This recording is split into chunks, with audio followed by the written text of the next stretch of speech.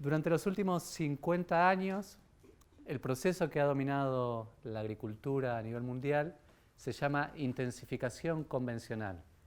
Y la intensificación convencional está basada en, como vieron en la foto anterior, en parcelas grandes, y eso genera una homogeneización del paisaje y asociado también a un gran uso de subsidios agrícolas o insumos agrícolas como son los fertilizantes, los pesticidas y también las colmenas, de las cuales voy a hablar bastante en esta charla. Este proceso ha sido bastante exitoso en aumentar el rendimiento. El rendimiento es cuánto cosechamos por hectárea, cuánto cosechamos de manzanas, peras, trigo, etc. Y el rendimiento de básicamente todos los cultivos que ustedes conocen ha ido aumentando a lo largo de los últimos 50 años asociado a este proceso de intensificación convencional y por lo tanto hoy en día producimos mucho más que hace 50 años. Sin embargo, no todo es positivo y es ampliamente reconocido, aceptado, que este proceso de intensificación convencional ha tenido una serie de costos importantes. Y dentro de los costos o problemas con este proceso, me voy a concentrar bastante en lo que sería la pérdida de biota silvestre y sus efectos negativos sobre el medio ambiente. Esta es una imagen a nivel mundial para que se dé una idea de la extensión de esos efectos. Y lo que tienen arriba es el área con cultivos. Y lo que está abajo es el área dedicada exclusivamente al pastoreo, es decir, a la ganadería de vacas, ovejas, etc. Si ustedes suman los dos, casi la mitad del planeta Tierra lo dedicamos a nuestra alimentación o a la producción agropecuaria, porque buena parte de la producción agropecuaria hoy en día no se destina a alimentar personas. Incluso si ustedes piensan en la ganadería no es solo lo de abajo, sino que casi la mitad de nuestra producción agrícola va a alimentar ganado. Es decir, que la ganadería es esto más buena parte de lo de arriba. Es decir, que nuestro planeta, si bien existen áreas naturales y lugares donde podemos ir a filmar para hacer lindos documentales, nuestro planeta básicamente es como una enorme granja. Buena parte es, como acabo de decir, agricultura, ganadería. De lo que queda, buena parte es desierto y el resto son ciudades, lugares donde no se puede cultivar. Es decir que no hay mucho más lugar en el planeta Tierra para seguir expandiendo nuestras tierras agrícolas y seguir aumentando la producción de esa manera. Por lo tanto, nos encontramos frente a 3 o más desafíos importantes. Uno es la pobreza y la malnutrición que hay a nivel global. Asociado a eso, las crecientes demandas de productos agropecuarios de una población más grande y más consumista. Somos 7.000 millones de personas, en algunos pocos años vamos a ser 9.000 millones de personas, pero el consumo es mucho más de lo que uno esperaría por el crecimiento poblacional, porque el consumo per cápita está aumentando a tasas muy elevadas. Es decir, nosotros consumimos mucho más que nuestros padres por persona, y nuestros padres a su vez consumen mucho más que nuestros abuelos. Somos una sociedad mucho más consumista y cada vez más. Y eso genera una presión sobre el planeta Tierra, sobre las tierras cultivadas y sobre la ganadería muy importante, cada vez mayor. Y como dije al principio, dentro de estos desafíos es lograrlo de manera sustentable, ambientalmente y también socialmente. En este sentido, existe un proceso que se llama intensificación ecológica y, es decir, utiliza la misma palabra de intensificación a la que habíamos visto antes, pero en vez de llamarla convencional, en contraste con la intensificación convencional, se la llama intensificación ecológica. Y es intensificación porque la idea es, en este contexto, de aumentar la producción. Necesitamos producir más en base a estos consumos que estoy describiendo.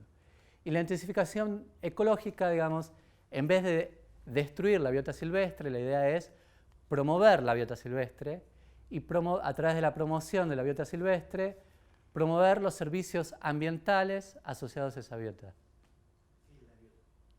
La biota es la naturaleza, la biodiversidad, como podrían ser la diversidad de plantas nativas, la diversidad de insectos. En esta charla yo me voy a concentrar mucho en lo que es la diversidad de insectos y en particular los polinizadores.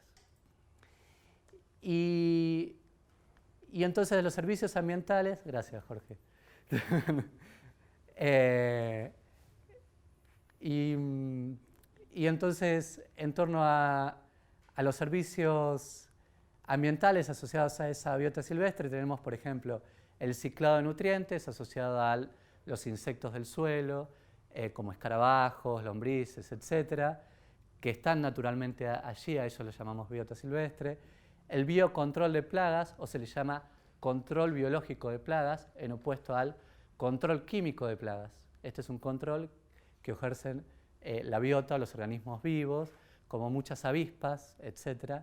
Y la polinización silvestre, de la cual voy a hablar un montón, que ejercen muchas abejas silvestres, pero también mariposas, moscas, etc. Y entonces la idea es, a través de promover la fauna y flora nativa, es reemplazar, complementar o potenciar estos subsidios agrícolas de modo de aumentar el rendimiento.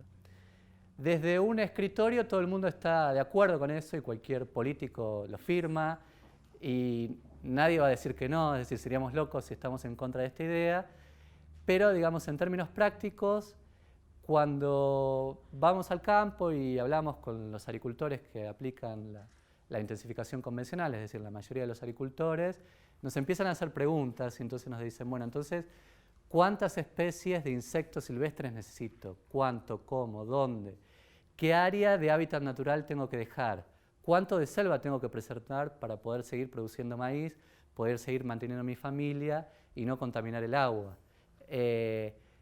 Todo ese tipo de información agronómica, digamos, desde el punto de vista del ámbito científico, falta avanzar un montón. Y es ahí donde dentro del instituto y dentro de nuestro grupo de trabajo queremos aportar. Es decir, queremos aportar desde aspectos cuantitativos, concretos, que puedan servir al campo y para transformar realidades, respecto de cómo realizar esta conexión, ¿sí? Cómo promover la fauna y la flora silvestre, de manera de poder promover el rendimiento y también brindar medios de vida a la gente que vive del campo y a la población en general. Y en ese sentido, yo voy a hablar bastante de lo que es intensificación ecológica, muy focalizado en el ejemplo de cómo promover medio ambiente saludables y a través de ellos los visitantes florales, estos polinizadores que proveen polen en las flores de los cultivos y gracias a ese polen se puede aumentar la producción agrícola. Este va a ser nuestro caballito de batalla a lo largo de toda la charla y nuestro ejemplo principal, porque la idea es contar un poco cuáles son los trabajos que venimos desarrollando nosotros desde el instituto, y cuando hablo de instituto es el Instituto de Investigaciones en Recursos Naturales, Agroecología y Desarrollo Rural, que es un instituto de la Universidad de Río Negro y de esta sede donde trabajamos en estos temas. Y en torno a esa respuesta de cómo, digamos, generar medio ambientes saludables en donde podamos producir, vivir y no destruir el planeta, es que hay ciertos principios agroecológicos que nos guían en ese sentido y obviamente hay mucho más que 5 que son los que yo voy a mencionar en esta charla. Y estos 5 tampoco es que son 5 que yo vengo proponiendo y vengo discutiendo con un montón de colaboradores y personas en distintos ámbitos y vienen siendo aceptados y discutidos, pero digamos no son 5 que están ampliamente consensuados por todo el mundo. Sí la información que les voy a discutir, pero no necesariamente que son estos 5 y que están escritos de esta manera, digamos. Así que la charla también está abierta a que estén en desacuerdo en cómo listar estos principios, en cómo proponerlos, etc. El primero es diversidad de organismos. Y en ese sentido, así como que yo les comentaba que la intensificación convencional se basaba en monocultivos, una sola especie de plantas, nuestra producción se basa en monocultivos. Cuando tratamos de abordar el problema de la polinización, tal vez también tenemos el mismo criterio, es decir, monocultivo asociado a monopolinizador. Y lo que ven acá son un montón de colmenas de la abeja melífera, es decir, Este es un típico paisaje agrícola a nivel mundial donde hemos destruido todos los sistemas naturales y seminaturales y tenemos un monocultivo, pero ese cultivo, como ven, tiene un montón de flores y esas flores necesitan polen. Es decir, este es un cultivo de almendro y para cosechar muchas almendras las plantas necesitan luz, necesitan agua, necesitan recursos en general. Los recursos, podemos decir, son la luz, son el agua, son los nutrientes y también es el polen. El polen también es un recurso. Solo que entra por las flores, los nutrientes entran por las raíces y la luz entra por las hojas. Es decir, los distintos recursos tienen distintas vías de ingreso a la planta, pero todos son necesarios para lograr una buena producción en cantidad y en calidad. Entonces ven que hay un montón de almendros que florecen de manera sincrónica y necesitan polinizadores que transporten el polen de una flor a otra para producir esas almendras. Y la solución desde la intensificación convencional es de vuelta traer una sola especie, en este caso son colmenas de la abeja melífera. Acá tenemos un ejemplo de la abeja melífera visitando flores. Estas son flores de manzano. Y en ese sentido nos preguntamos, desde este punto de vista, simplemente desde la producción y desde la agronomía o desde los aspectos agropecuarios, si uno no está interesado en conservar la fauna y la flora nativa, digamos, podemos reemplazar el rol de los insectos silvestres en polinizar los cultivos poniendo muchas abejas melíferas. A nivel mundial, cada vez que pensamos en un polinizador se nos viene a la mente la abeja melífera, pero hay más, tan solo de abejas, hay más de 20.000 especies en todo el mundo. Y después además tenemos otros insectos que realizan este trabajo, como dije anteriormente, como son mariposas, moscas, incluso escarabajos, también hay murciélagos, etc. Y nos hicimos esa pregunta, digamos, si uno pone mucho de la abeja melífera, ¿puede reemplazar el rol de estas abejas e insectos silvestres en general? Y nos hicimos esa pregunta en distintos lugares del mundo y trabajamos en 600 campos a lo largo del mundo, en donde comparamos 4 situaciones. Una situación teníamos mucha abeja melífera y muchos insectos silvestres, en otra situación mucha melífera y pocos silvestres, en otra situación muchos silvestres y poca melífera, y en la cuarta poco de ambos, es decir, teníamos las 4 combinaciones posibles. Y de esa manera podíamos discernir el rol de unos y otros en la polinización y en la producción de cultivos. Y acá tenemos los primeros resultados. A la izquierda tenemos la abeja melífera, a la derecha los silvestres. Lo que tenemos es deposición de polen. 0 significa que visitan la flor y no depositan polen. Negativo sería que se roban polen, es decir, visitan la flor y se llevan más polen de lo que depositan. Y positivo significa que por cada visita dejan más polen de lo que se llevan. Estos polinizadores van a buscar el polen porque también es su alimento. El polen brinda proteína, lo necesitan. Pero generalmente, como podemos ver aquí, por cada visita de la abeja melífera se deja más polen de lo que se lleva y por cada visita de una comunidad de insectos silvestres también se deja más polen de lo que se lleva. Pero lo interesante es que la abeja melífera deja muchísimo más polen que los insectos silvestres. Es decir, que desde ese punto de vista, cada visita de la abeja melífera sería mejor que la de los insectos silvestres porque deja más polen en los estigmas de las flores, que es la parte femenina de la flor. ¿Vamos bien hasta ahí? Bien. Ahora, ese polen en ese estigma tiene que germinar, crecer a lo largo de los tubos y luego fecundar a los óvulos. Una vez que se fecundan los óvulos, se genera el fruto. Y luego, entonces, siguiendo en ese proceso, desde el polen que germina hasta los frutos, seguimos mirando qué pasaba con los frutos. Y cuando vimos qué es lo que pasaba con los frutos, la respuesta era opuesta. Es decir, la abeja melífera deposita mucho polen, pero ese polen no se transforma muy efectivamente en frutos. Y por cada visita de la comunidad de insectos silvestres, se generan más frutos que la abeja melífera. Es decir, que la abeja melífera deposita mucho polen, pero ese polen no es muy efectivo. Los insectos silvestres depositan menos polen, pero ese polen es mucho más efectivo en generar frutos. Esto es un resultado como si fuera promedio a nivel mundial de un montón de cultivos que nosotros estudiamos. Cuando uno empieza a ver cultivo por cultivo, es lo que tenemos acá. Cada uno de estos nombres es cada uno de los cultivos que nosotros estudiamos y hay cultivos muy, muy diversos, desde café, chocolate, canola, almendros, etc. Y fíjense que acá tenemos el 0 y acá tenemos los mismos resultados que antes, concentrándonos en frutos, y lo que vemos es que para muchos cultivos el rol de la abeja melífera en polinizador es discutible porque fíjense que está muy solapado con el 0, ¿sí? Es decir, que las visitas de la abeja melífera en promedio en esos cultivos no generan un gran impacto positivo en la polinización. En algunos, por supuesto, sí generan, en otros no tanto. Y ahora les voy a mostrar, en general los que trabajamos con la abeja melífera, siempre la ponemos en amarillo, como es el caso de Ronaldinho acá. Y ahora lo que vamos a ver es el mismo caso, pero para los insectos silvestres. Y fíjense que la situación es bastante contrastante. Los insectos silvestres tienen un efecto positivo sin importar el cultivo que estamos trabajando. Es decir, que una comunidad de insectos silvestres, Jorge,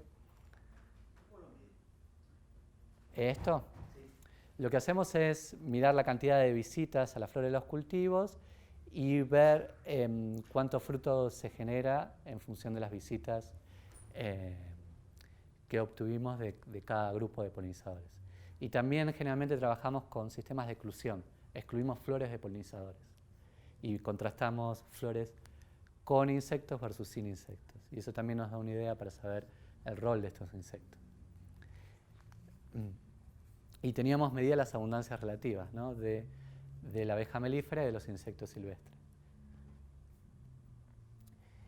Es decir, que los insectos silvestres son mucho más... ¿Cómo? Perdón, las poblaciones, porque la melífera por ahí de pronto uno no puede dimensionar la población que necesita y la silvestre no, depende de la naturaleza. Entonces, en cantidad, digamos, la silvestre puede ser mucho más nutritiva, pero la población mucho menor. Muy bien. Esa es exactamente la siguiente pregunta. Pues te invito a una cerveza. Lo que demostramos simplemente es que las silvestres son más efectivas, pero uno puede poner muchísimo más de la melífera y de todos modos obtener el mismo producto o el mismo rol. Y ahí es donde viene la cuestión del reemplazo. Desde el punto de vista de los resultados estadísticos, eso se llama una interacción negativa. Si la abeja melífera puede reemplazar a los insectos silvestres, uno debería esperar en la interacción un resultado negativo. ¿Qué significa eso? Que los silvestres son solo importantes cuando no hay abeja melífera. Cuando uno tiene un montón de abejas melíferas, como les mostraba en la foto anterior, que inundamos esos campos de colmenas, miles y miles, cientos de miles de abejas melíferas, ahí el rol de la diversidad de insectos silvestres no es importante. Y en ese caso esperamos encontrar una interacción negativa y sería el caso en que la abeja melífera puede reemplazar a los insectos silvestres. Sin embargo, lo que nosotros encontramos tanto para polen como para frutos es una interacción clavada en 0, es decir, que no se da reemplazo. Si uno quiere máxima producción, es esto más esto, es decir, lo que se da es la complementariedad. La máxima producción se da con la abeja melífera, acá la tenemos, más los insectos silvestres. Ahí hay un ejemplo de un abejorro y eso es una flor de girasol. Abeja melífera más insectos silvestres, es decir, desde el punto de vista de la producción agropecuaria, la máxima producción es con los dos, es decir, con los dos mejores jugadores. El mejor equipo de polinización, desde el punto de vista de la polinización, es tratar de poner a estos dos cracks en el mismo equipo de polinización. Y en ese sentido, fíjense que los subsidios agrícolas, en este caso representados por la abeja melífera, no son reemplazables en general por servicios ambientales. Esto es un ejemplo desde el caso de la polinización, pero es así en general, digamos.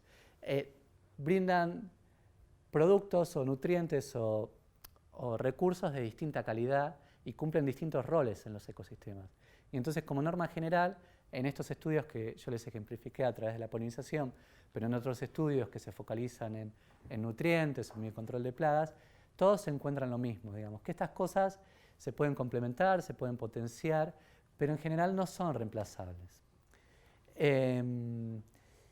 Y Y otro aspecto interesante es, o importante a remarcar, digamos, que esto no es una crítica a la abeja melífera. Por el contrario, digamos, si uno requiere máxima producción, necesita de ambos, abeja melífera e insectos silvestres.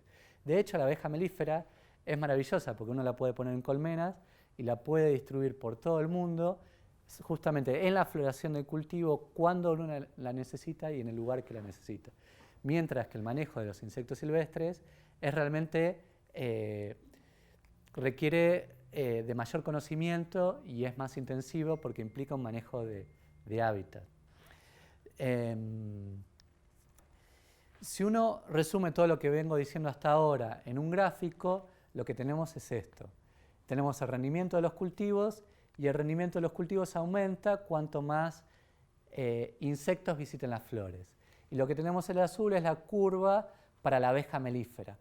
Lo que tenemos en naranja es la curva para los insectos silvestres. Ustedes ven que los insectos silvestres son más eficientes. Y en violeta tenemos, o en rosa, perdón, tenemos la curva para ambos, silvestres más abejas melíferas. Esa sería la mejor situación. Lo que vemos es que la biodiversidad en este sentido cumple un rol fundamental y no es reemplazable. Y acá lo que tenemos es cada punto es un campo de cultivo que estudiamos a lo largo del mundo. Hay 600 puntos. Y lo que vemos es que campos con mayor diversidad de insectos silvestres, ¿qué significa diversidad? Significa especies, ¿no? Digamos, si en un campo nos parábamos y mirábamos las flores y veíamos un abejorro, bueno, una especie, una abeja solitaria, otra especie, así íbamos contando cuántas especies distintas había. Y lo que veíamos es que en esos campos, cuantas más especies distintas había, también había más visitas a las flores en general, más abundancia de insectos y también más producción. También lo que veíamos es que los campos que había más diversidad de especies, esas especies eran distintas y cumplían roles distintos. Fíjense, todas estas especies son especies de abejas, son todas abejas. Fíjense el tamaño distinto que tienen, la lengua distinta que tienen funciones muy distintas y por eso el rol de la diversidad es clave en promover la producción de los cultivos. Lo que veíamos que estos de vuelta son almendros. Si uno quiere maximizar la producción de almendro y uno tiene muchas especies, eso es muy bueno porque, por ejemplo, algunas especies visitan las flores de arriba, otras especies visitan las flores de abajo, otras especies visitan las flores del medio. Y en cambio, si uno tiene solo una especie, de repente, por ejemplo, esa especie tiene cierta preferencia por una zona del árbol. Y entonces visita algunas zonas del árbol y tenemos menos producción porque tal vez las flores de arriba o las flores de abajo no están bien polinizadas. También distintas especies salen en distintos momentos a polinizar. Y de repente, si hace mucho frío y nosotros tenemos solo una especie y esa especie era muy sensible al frío, no va a salir de su nido a polinizar. Y estos cultivos generalmente florecen en un periodo corto y entonces tenemos peor polinización.